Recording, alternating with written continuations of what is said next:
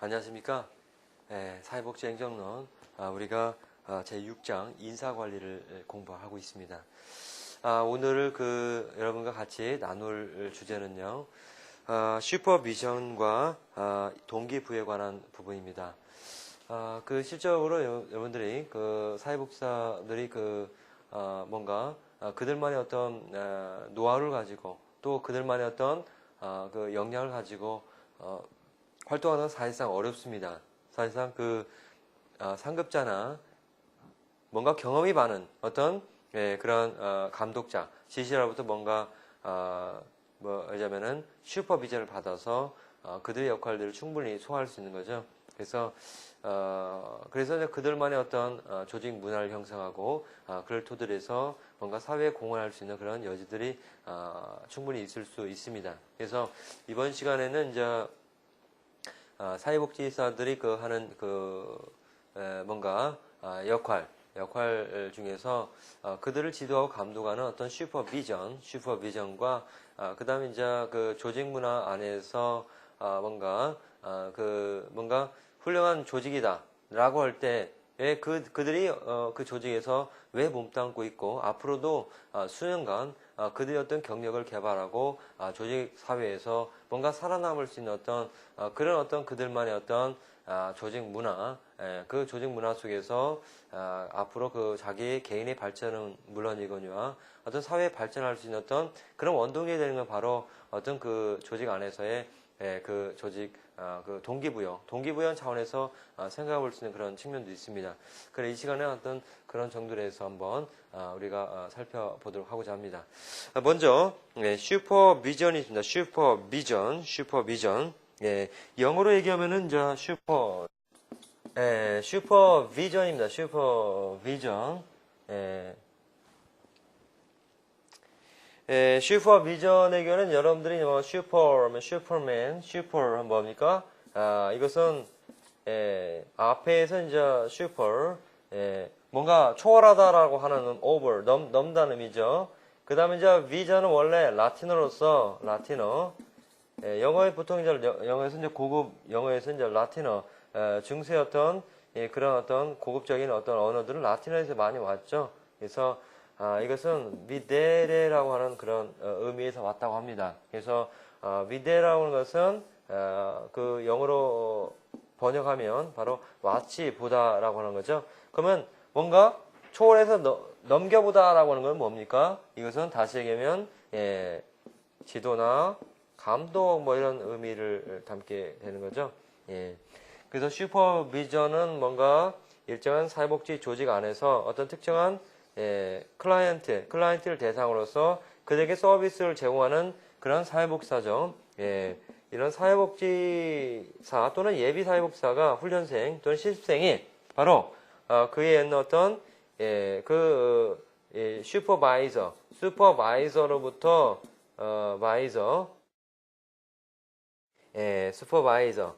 슈퍼바이저로부터 뭔가 필요한 어떤 직무에 관련된 훈련 또는 교육 등을 받고 나서 그런 클라이언트에게 뭔가 서비스를 제공하는 것을 의미하는 거죠. 그 다음에 슈퍼바이저가 있으면은 뭔가 슈퍼비전을 제공받는 사람 이걸 갖다가 슈퍼바이지라고 합니다. 슈퍼바이지라고 하죠. 이건 슈퍼바이지라고 합니다. 여러분들 요거를 좀 아시면 될 것 같고요. 그럼 한번 그 관련된 교재의 내용들을 한번 살펴보죠. 슈퍼비전의 어휘적 의미는 라틴어로서 슈퍼와 미델의 합성어로서 다른 사람들이 하는 일에 대해 상급자, 하급자의 관계에서 상급자가 책임을 갖고 지켜보는 감독자라고 해석할 수가 있습니다. 이런 슈퍼비전은 사회복지조직에서 직원이 서비스를 효율적으로 전달하기 위해서 전문적인 지식과 기술을 잘 사용할 수 있도록 도와주는 활동을 의미하게 되는 거죠.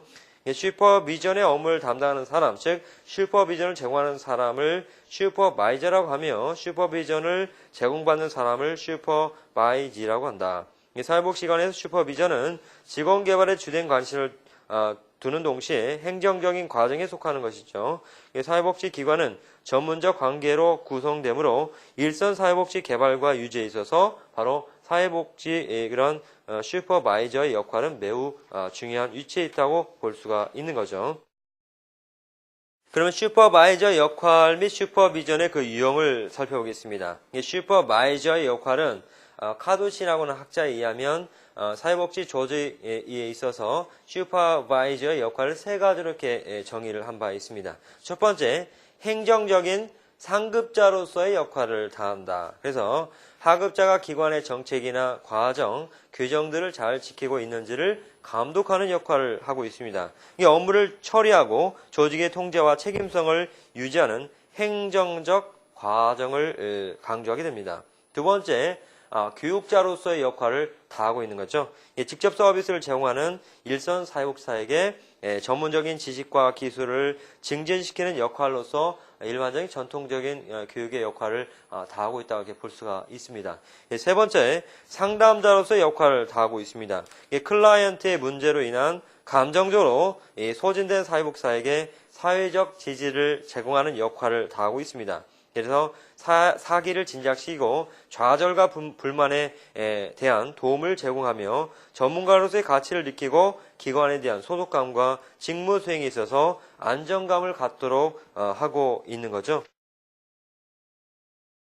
그러면 이제 우리 그 교재에 보시면은 슈퍼비전의 그 종류에 대해서 세 가지로 그 도표로 잘 정리가 되어 있습니다. 그래서 이 부분 여러분들이 중요도 표시를 하십시오. 그래서 가급적인 내용들에서 충분히 숙지하기 바랍니다.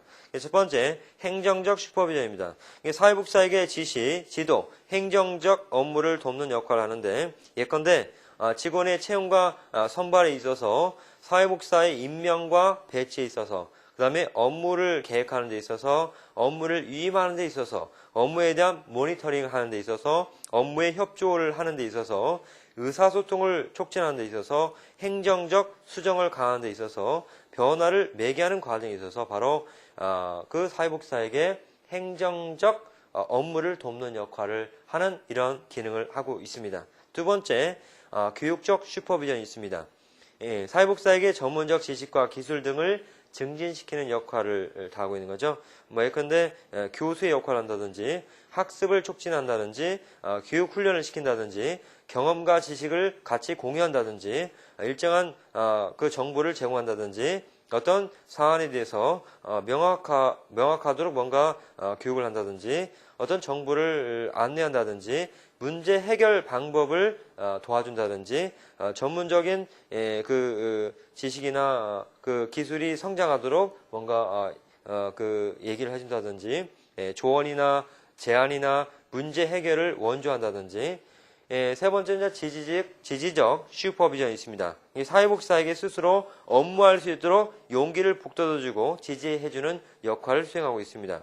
그 내용을 보시면 스트레스 유발 상황을 방지하고 사회복지사의 스트레스를 해소하고 여러분들이 스트레스가 나오는데 그 사회복지사는 스트레스가 많을까요? 적을까요? 예, 사회복지사는 스트레스가 상당히 많은 직업군이 하나입니다. 물론 전문가라고 이렇게 얘기를 하지만 이 사회복지사는 상당히 그 스트레스가 많습니다. 왜냐면은 누가 알자면은 그 문제가 있는 그런 그 사람에 대해서 뭔가 그 인테이크를 하고 문제에 대해서 사정을 하고 그 다음에 진단하죠. 진단하고 뭐 결과에 대해서 뭔가 그런 그 사회복적인 어떤 행위에 대해서 뭔가 치료하거나 또는 그들의 문제를 해결하기 위해서 일정의 과정을 거칩니다. 그래서 뭔가 그 문제 있는 학생이 멀자면은 동네 꼬마하고 놀다가 그 동네 꼬마를 갖다가 늦자면은 살해를 했어요. 살해했는데 이제 형사 미성자 같으면 14세 미만이거든요. 그러자면은 그 아이를 갖다가 단지 성인이자면 그 성인범처럼 예를 들면 일반 교도소에 바로 보낼 수 없잖아요. 재판받아서.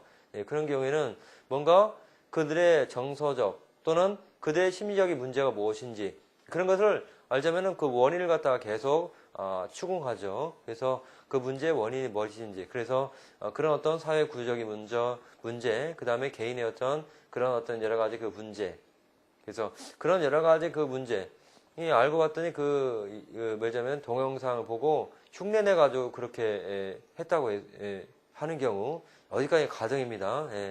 그래서 그런 경우에 얼마든지 그런 유형의 사건이 일어날 수가 있습니다. 그래서 사회복지사가 그런 역할을 할 수 있다는 거예요. 그래서 그런 역할을 하다 보니 예전에는 일반 수술을 집도하는 의사들은 굉장히 스트레스가 많잖아요. 그리고 말하자면 형사사건이나 이런 사건들이 많은 이런 변호사들의 상당히도 경우에도 예를 들자면은 스트레스가 많잖아요. 역시 사회복지사의 경우에도 그런 문제들을 다 다루다 보니 얼마나 스트레스가 많겠어요. 그래서 이런 사회복지사의 스트레스를 해소하는 데 역시 슈퍼비전이 필요하다. 그죠?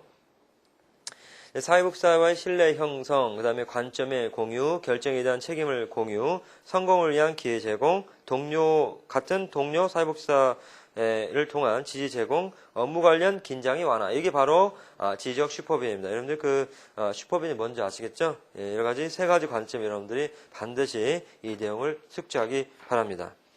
두 번째, 슈퍼바이저의 조건과 자질을 보면 풍부한 지식을 가져야 하고요. 실천 기술 방법. 이게 여러분들이 사회복지사 1급 시험 과목 중에서 사회복지 실천 과목, 사회복지 실천 기술론 이런 거 과목들 있죠? 그것은 바로 실무와 직접적으로 관련되는 그런 실천 기술 방법이라 볼 수가 있습니다. 그래서 슈퍼바이저의 경우도 역시 실천 기술을 가지고 있어야 하고요. 그 다음에 접근의 용이성, 쉽게 자신을 찾을 수 있도록 해야 합니다. 그 다음에 진지한 자세, 솔직성, 인간적인 한계. 진지한 자세인데 여러분들이 예를 들자면 취재하는 것처럼 그때 뭐 했어요? 그때 무슨 옷 입었죠? 그 다음에 문제점이 당신으로부터 이렇게 된 거 아니에요? 이런 식으로 이렇게 하면은 내가 지금 치료받으러 왔나, 내가 지금 상담받으러 왔는지 전혀 구분이 안 가. 이건 취조하는 거 아니에요? 그럼 얼마나 당황하겠어요?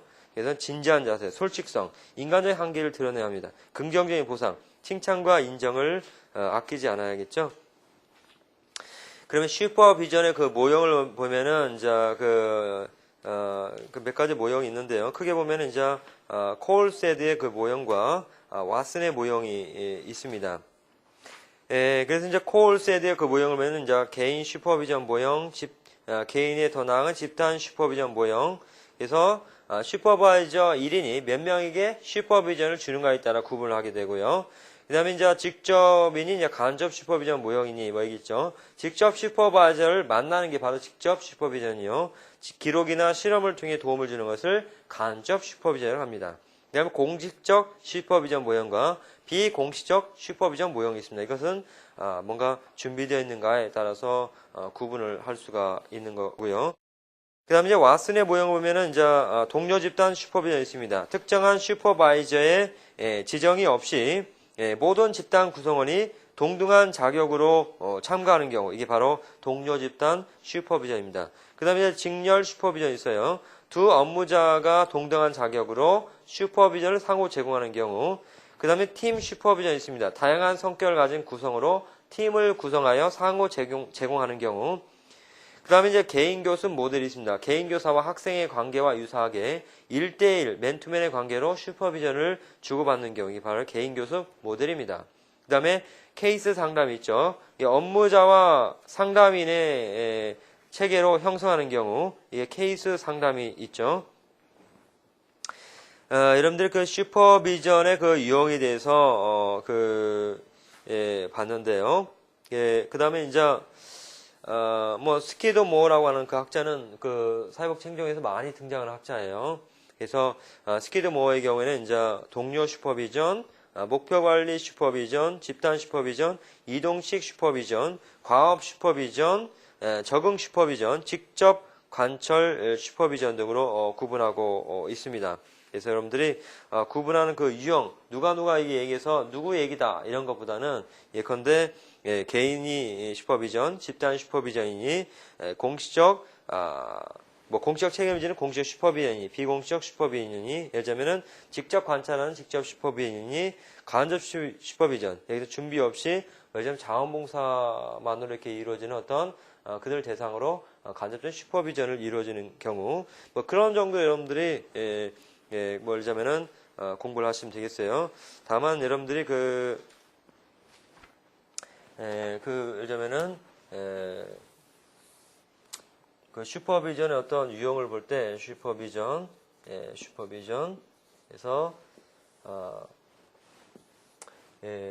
개인 슈퍼비전 있죠. 그 다음에 동서남북으로 집단 슈퍼비전. 그 다음에 이제 직접 슈퍼비전, 직접 만나서 하는 경우. 그 다음에 간접 슈퍼비전 있죠. 이런 경우에 공식적 슈퍼비전, 비공식 슈퍼비전은 어느 부분에 속할까요? 동서남북 중에서 사선을 그린다면은 어떻게 되는 게 맞을까요? 이건 직접이고 이건 집단이죠. 이건 개인이고 간접이죠. 이렇게 합니까? 이렇게 합니까? 이런 경우에는 이거는 비공식, 개인이고 간접이잖아요. 이게 비공식이죠. 직접이고 집단이죠. 이게 따라서 공식 슈퍼비전 이렇게 골라내는 거예요. 이 표도 뭐 시험에 뭐 나오지는 않을 것 같지만 그래도 여러분들이 한 번 정도 이 그림을 한번 이해를 해보시면은 그 교환해서 한번 그려보십시오. 이제 다음으로 이제 동기부여가 있죠.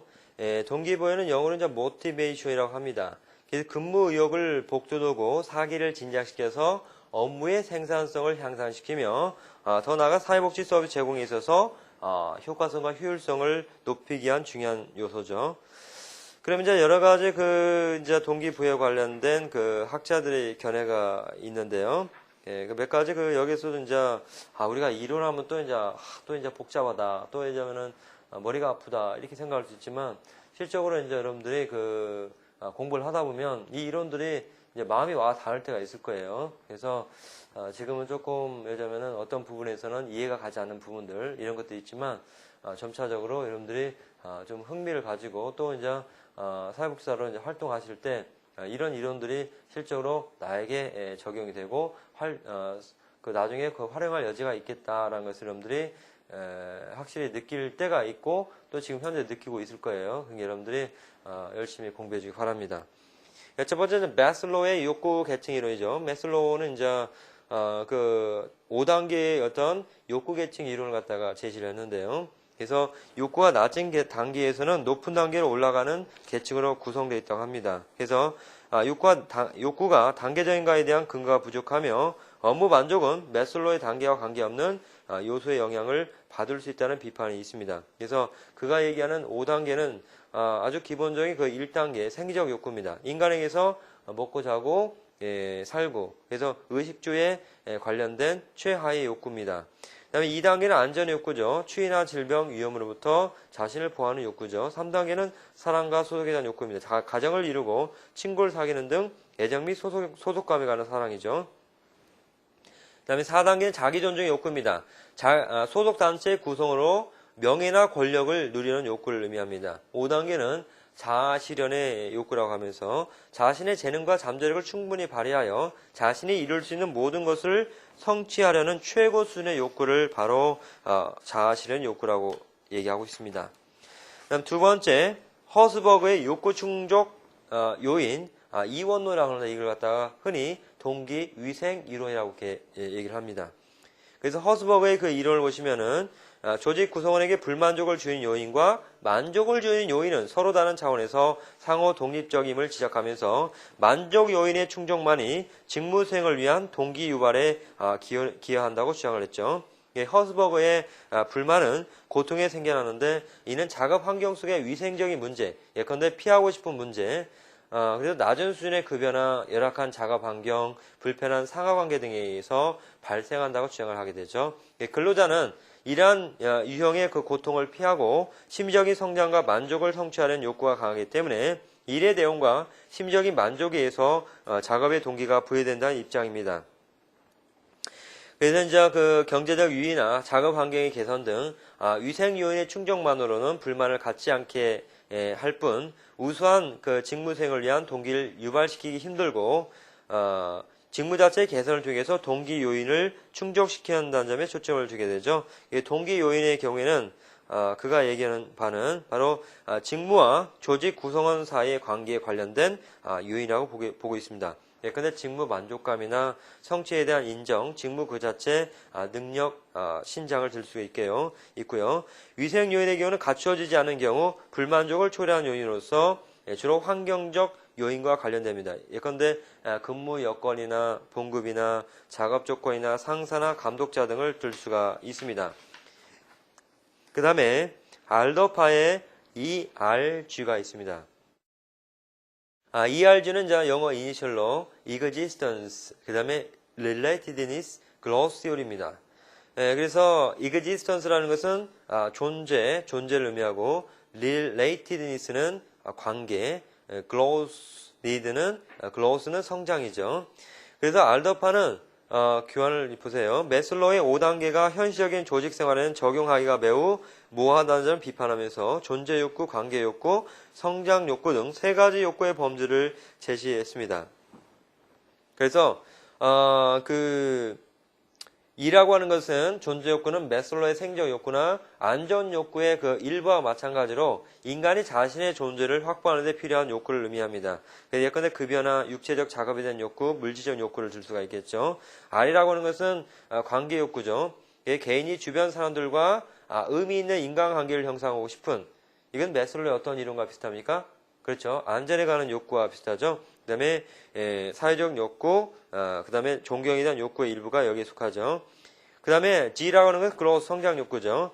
이것은 매슬로우의 어떤 욕구와 비슷합니까? 그렇죠. 자아실현 욕구와 비슷하죠. 그래서 존경에 대한 욕구, 자아실현 욕구를 뜻하는 것으로 개인의 잠재적 개발과 관련된 욕구라고 이렇게 볼 수가 있습니다. 그래서 그가 말하는 어떤 이런 욕구 단계에 따라서 만약에 고순위 욕구가 좌절될 경우에 저순위 욕구가 중요하다는 그 좌절 퇴행 접근을 갖다가 주장하게 됩니다. 그래서 알더파는 욕구가 저순위 욕구에서 고순위 욕구 순으로 나타나는 것이 아니라 어느 시점에서나 저순위 욕구나 고순위 욕구가 나타날 수 있다고 이렇게 주장하게 되죠. 그래서 앞에서 매슬로우나 알더파의 ERG나 거의 흡사한 이론을 보겠습니다.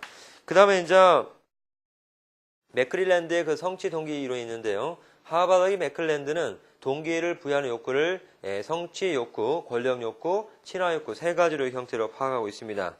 이것도 뭐 그렇게 어려운 내용은 아니고요. 이 성취 욕구라는 것은 어려운 일을 달성하려는 욕구, 장애를 극복하여 높은 목표를 이루려고 하는 욕구, 다른 사람들과 경쟁하여 이기고 싶은 욕구, 자신의 능력을 최대한 발휘하고 싶은 욕구 등을 의미하게 되는 거죠.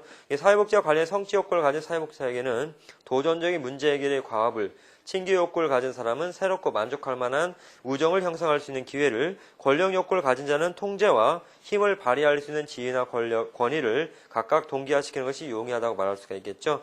권력 욕구, 이것은 뭐 구성원들에게 통제를 행사하거나 행동에 영향을 미치려는 욕구를 의미합니다. 그래서 높은 권력 욕구를 가진 사람은 일반적으로 지도자로서의 일을 추구하고 고압적이며 자기중심적이고 가르치기를 좋아하며 대중 앞에서 말하기를 좋아합니다. 여러분들 그렇습니까? 여러분들 본인 한번 생각해 보세요. 친화 욕구, 기속 욕구, 다른 사람과 친근하고 밀접한 관계를 맺으려고 욕구를 의미합니다. 그래서 이러한 욕구가 강한 구성원들은 사회적 관계를 유지하는 데 관심을 갖고 친밀감과 이해를 증진시킵니다.